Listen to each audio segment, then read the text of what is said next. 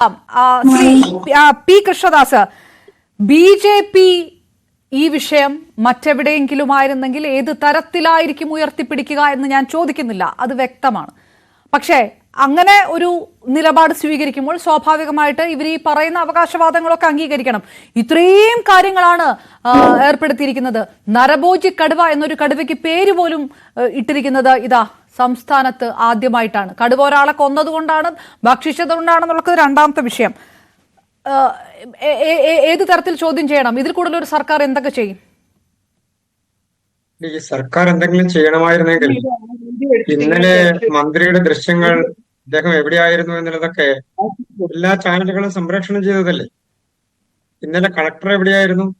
ഇന്നലെ ADM എവിടെയായിരുന്നു? ഇന്നലെ ജില്ലാ ഭരണകൂടത്തിലെ ഉദ്യോഗസ്ഥന്മാർ എവിടെയായിരുന്നു? ഇനി ഇതൊക്കെ പോകട്ടെ, ചീഫ് വൈൽഡ് ലൈഫ് വാർഡൻ ഉണ്ടല്ലോ, അദ്ദേഹത്തിന്റെ നിയന്ത്രണത്തിലാണല്ലോ ഈ കാര്യങ്ങളെല്ലാം നടക്കേണ്ടതും നടപടികൾ സ്വീകരിക്കേണ്ടതും. എന്താ ചെയ്തത്? എന്തെങ്കിലും നടപടി സ്വീകരിച്ചോ? ഇനി പോകട്ടെ, ഇന്ന് DFOയുടെ അനുഭവം എന്തായിരുന്നു? ഇന്ന് രാവിലെ ചാനലുകളെല്ലാം റിപ്പബ്ലിക് ദിനത്തിന്റെ സന്ദേശങ്ങളും അതിന്റെ പരിപാടികളും ചാനലുകളെല്ലാം കൊടുത്തുകൊണ്ടിരുന്നപ്പോ എനിക്ക് തോന്നുന്നു മലയാളത്തിലെ ഏതാണ്ട് എല്ലാ ചാനലുകളും പ്രധാനമായി കൊടുത്തൊരു വാർത്ത എന്താണ്? DFO ഒരു SI, ഒരു SHO വാർത്താ മാധ്യമങ്ങളെ കാണുന്നതിൽ നിന്ന് തടഞ്ഞുകൊണ്ട് തള്ളി മാറ്റി കൊണ്ടുപോകുന്നു എന്നല്ലേ എല്ലാവരും കൊടുത്ത വാർത്ത.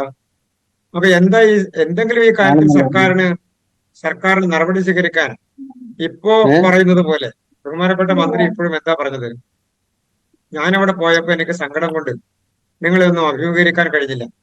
ഇന്നലെ അദ്ദേഹം സങ്കടത്തിലായിരുന്നില്ല, സന്തോഷത്തിലായിരുന്നു. അപ്പൊ ഒരാൾ എന്ത് ചെയ്തു എന്നുള്ളതല്ല, ഭരണകൂടം എന്ത് നിലപാട് സ്വീകരിച്ചു, ജില്ലാ ഭരണകൂടം എന്ത് നടപടി സ്വീകരിച്ചു. ബഹുമാനപ്പെട്ട വനം മന്ത്രി ഇന്ന് വളരെ തന്ത്രപരമായ ഒരു നിലപാടാണ് സ്വീകരിച്ചത്. മുഖ്യമന്ത്രിയോട് ചോദിച്ച് ഞാൻ കാര്യങ്ങളെല്ലാം തീരുമാനിച്ചു എന്ന് അദ്ദേഹം പറയുന്നു. അദ്ദേഹത്തിന്റെ വകുപ്പിൽ ചീഫ് വൈൽഡ് ലൈഫ് വാർഡൻ എടുക്കേണ്ട തീരുമാനം, നടപടികൾ സ്വീകരിക്കേണ്ട ഉദ്യോഗസ്ഥർ, ആ കാര്യങ്ങൾ ചെയ്യാൻ കഴിയാത്തതിന് അത് മുഖ്യമന്ത്രിയുടെ തലയിലേക്ക് പോയി. മുഖ്യമന്ത്രിക്ക് വൈൽഡ് ലൈഫ് നിയമവുമായി ബന്ധപ്പെട്ട് എന്ത് നടപടിയെ സ്വീകരിക്കാൻ പ്രത്യേകമായുള്ളത്? അല്ലെങ്കിൽ മന്ത്രിസഭയ്ക്ക് ഈ സർക്കാരിനുണ്ട് എന്നുള്ളത് പറഞ്ഞാൽ ശരി, ഏതെങ്കിലും ഒരു മന്ത്രിക്ക് പ്രത്യേകമായി മറ്റെന്തെങ്കിലും അധികാരം ഇതുമായി ബന്ധപ്പെട്ടുകൊണ്ടുണ്ടോ? അപ്പൊ ജില്ലാ ഭരണകൂടവും ADM-ഉം ജില്ലാ കളക്ടറും ചേർന്നുകൊണ്ട് എടുക്കേണ്ട ഒരു നടപടിയും തീരുമാനവും, അതിൽ ഒരു നടപടിയും കഴിഞ്ഞ ദിവസങ്ങളിൽ സ്വീകരിച്ചില്ല. അതൊരു സ്ഥലത്തും ഉണ്ടായിട്ടില്ല. മറ്റൊരു പ്രധാനപ്പെട്ട കാര്യം, ഇതുമായി ബന്ധപ്പെട്ടുകൊണ്ട് സംസ്ഥാന സർക്കാരിന്റെ കയ്യിൽ ഈ തരത്തിലുള്ള വന്യജീവി ആക്രമണങ്ങൾ ഉണ്ടാകുമ്പോൾ അത് തടയാനുള്ള ഫെൻസിങ്ങിനെ സംബന്ധിച്ചാണെങ്കിലും, കിടങ്ങുകൾ നിർമ്മിക്കുന്നതിന്റെ കാര്യത്തിലാണെങ്കിലും, മറ്റു നടപടികൾ സ്വീകരിക്കേണ്ട കാര്യത്തിലാണെങ്കിലും സർക്കാരിന് ചെലവഴിക്കാൻ കഴിയുന്ന തുക സർക്കാരിന്റെ കയ്യിലിരിക്കുന്നതിൽ, ഇതിപ്പോ നമ്മൾ ജനുവരി മാസത്തിലാണല്ലോ ഇരിക്കുന്നത്, കഴിഞ്ഞ സാമ്പത്തിക വർഷത്തിൽ ആകെ ലഭിച്ചിട്ടുള്ള തുകയുടെ 47% മാത്രമാണ് ചെലവഴിച്ചിട്ടുള്ളത്. അങ്ങനെയുള്ള ഒരു സർക്കാർ ഇതിനു മുൻപുള്ള കാലഘട്ടങ്ങളിൽ 2014 അല്ല ശ്രീ കൃഷ്ണദാസ്, അതുകൊണ്ടാണോ ഈ പുതിയ കാര്യങ്ങളൊന്നും കേന്ദ്രത്തെ ബോധ്യപ്പെടുത്തിയിട്ടില്ല? വിളിച്ചാൽ കോള് പോകും, അങ്ങനെയാണ് മന്ത്രി പറഞ്ഞത്. ബഹുമാനപ്പെട്ട കേന്ദ്ര പരിസ്ഥിതി വനം മന്ത്രി ഏതാണ്ട് 1.5 മാസം മുൻപാണ് വയനാട് അടക്കമുള്ള പ്രദേശങ്ങൾ സന്ദർശിച്ചത്. അന്ന് അദ്ദേഹം സുവ്യക്തമായ ഒരു കാര്യം പ്രഖ്യാപിച്ചിരുന്നു വയനാട്ടിലെ പ്രശ്നങ്ങളുമായി ബന്ധപ്പെട്ടുകൊണ്ട്. ഈ കേരളത്തിലെ എന്നുള്ളതല്ല, രാജ്യത്തെ ഏത് സംസ്ഥാനത്തു നിന്നും പ്രത്യേകിച്ച് ഈ തരത്തിലുള്ള വിഷയങ്ങൾ ഉണ്ടാകുമ്പോൾ കേന്ദ്രത്തിന്റെ ഏതെങ്കിലും നടപടിയുടെ ആവശ്യമായിട്ടുള്ള നിലപാടുകൾക്ക് വേണ്ടി ഫോൺ ചെയ്താൽ അനുമതി കൊടുക്കുന്ന സാഹചര്യമാണുള്ളത് എന്ന് അദ്ദേഹം സൂചിപ്പിച്ചു. അതിൽ എന്തെങ്കിലും അപാകതയുണ്ടോ എന്നുള്ളത് സംസ്ഥാന സർക്കാർ പറയട്ടെ, അപ്പൊ നോക്കാം. ഇതിൽ ചീഫ് വൈൽഡ് ലൈഫ് വാർഡൻ എടുക്കേണ്ട നടപടികളാണെന്ന് ഇതെല്ലാം എവിടെയാ തടസ്സമുള്ളത്? എന്താ നടപടിക്ക് കാലതാമസമുള്ളത്?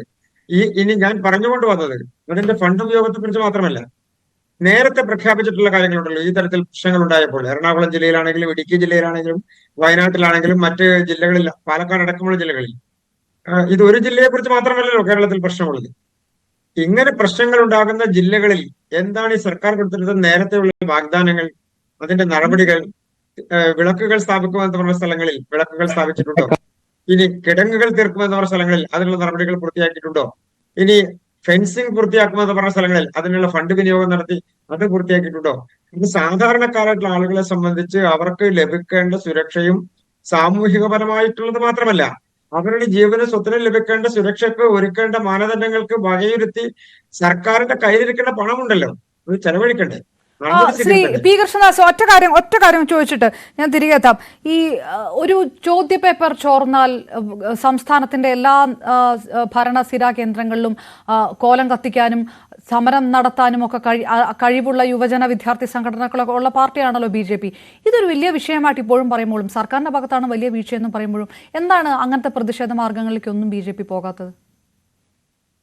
വയനാട്ടിൽ മാത്രമല്ല എല്ലാ സ്ഥലത്തും നടക്കുന്ന ജനകീയ പ്രതിഷേധങ്ങളുടെ കൂടെ BJPയും ഉണ്ട്. പിന്നെ ഇതൊരു രാഷ്ട്രീയപരമായി വൽക്കരിക്കേണ്ട ഒരു സാഹചര്യം ഉണ്ടോ എന്നുള്ളത് പരിശോധിക്കപ്പെടേണ്ട. ഇതിലൊരു പ്രത്യേക രാഷ്ട്രീയം എടുക്കേണ്ടതുണ്ടോ?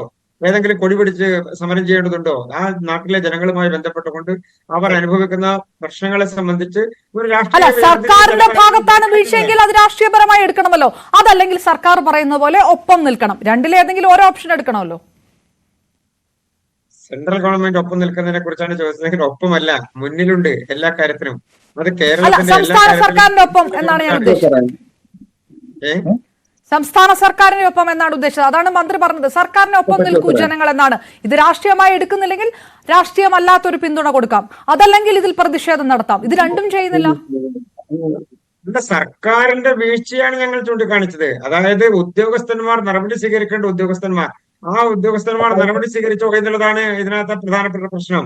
അല്ലെങ്കിൽ രാഷ്ട്രീയ പാർട്ടികൾ കൊടിപിടിച്ചോ എന്നുള്ളതല്ല, അല്ലെങ്കിൽ സമരം നടത്തിയോ എന്നുള്ളതല്ല. സമരം നടത്തേണ്ട സാഹചര്യം ആകുന്നതേ ഉള്ളൂ. അവിടെ ഒരു പ്രശ്നം നടന്നു, അവിടെ ദാരുണമായിട്ടുള്ള സംഭവം നടന്നു. ആ സംഭവം നടന്നാൽ അന്ന് അപ്പൊ തന്നെ അരമണിക്കൂറിൽ കൊടിപിടിക്കുന്ന ഒരു സാഹചര്യത്തിൽ അല്ലല്ലോ ആ വിഷയമുള്ളത്.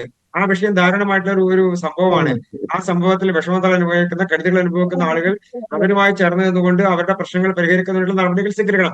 അത് ജില്ലാ ഭരണകൂടമാണ് സ്വീകരിക്കേണ്ടതെന്നുള്ള അഭിപ്രായമാണ് എനിക്കുള്ളത്. അതിന്റെ പ്രധാനപ്പെട്ട കാരണം ചീഫ് വൈൽഡ് അല്ല, ശ്രീ പി കൃഷ്ണദാസ്, ഞാൻ പിന്നെ ചോദിക്കുന്നത്, ഈ കടുവാക്രമണത്തിൽ ഒരാൾ മരിച്ചിട്ട് ഇപ്പോഴും ദിവസങ്ങളായി, അരമണിക്കൂറൊന്നുമല്ല. അതായത് ഒരു പ്രതിഷേധിക്കാനൊക്കെയുള്ള ഒരു സമയവും സാവകാശവും ഒക്കെ അതിനകത്തുണ്ടായിരുന്നു. രാഷ്ട്രീയമായിട്ട് ഈ വിഷയം കത്തിക്കാൻ കഴിയുകയില്ല എന്ന് BJP മനസ്സിലാക്കുന്നത് കൊണ്ടായിരിക്കും രാഷ്ട്രീയ പ്രതിഷേധത്തിലേക്ക് ഇറങ്ങാത്തത്. അതെന്തുകൊണ്ടാണ്? അങ്ങനെയല്ലല്ലോ. അതുകൊണ്ടാണ് ഞാൻ സൂചിപ്പിച്ചത്, ഒരു വിഷയം ഉണ്ടാകുമ്പോൾ അപ്പൊ തന്നെ അതിൽ രാഷ്ട്രീയം കാണിക്കുക എന്നുള്ളത് രാഷ്ട്രീയപരമായിട്ടുള്ള ഒരു വിഷയമാണെങ്കിലാണ്. ഇതൊന്നും രാഷ്ട്രീയപരമായ വിഷയമില്ല. അത് ജനങ്ങളുടെ ജീവന സ്വത്തിനുള്ള സുരക്ഷയുമായി ബന്ധപ്പെട്ടുകൊണ്ടാണ്. അതിൽ സർക്കാരിന്റെ വീഴ്ച എത്രത്തോളം വന്നിട്ടുണ്ട്, എത്രത്തോളം അതിൽ സർക്കാരിന്റെ വീഴ്ച ഭാഗത്തുനിന്ന് ഉണ്ടായിട്ടുണ്ട് എന്നുള്ളതൊക്കെ അതിന്റെ ഒരു നടപടിക്രമങ്ങൾ വരുമ്പോഴാണല്ലോ പ്രത്യക്ഷ സമരത്തിലേക്ക് വരിക. ഓക്കെ, റൈറ്റ്, ശരി. ആ ഒരു സാവകാശം എടുക്കുകയാണ് BJP എന്ന് മനസ്സിലായി. ഞാൻ തിരികെ എത്താം. ശ്രീ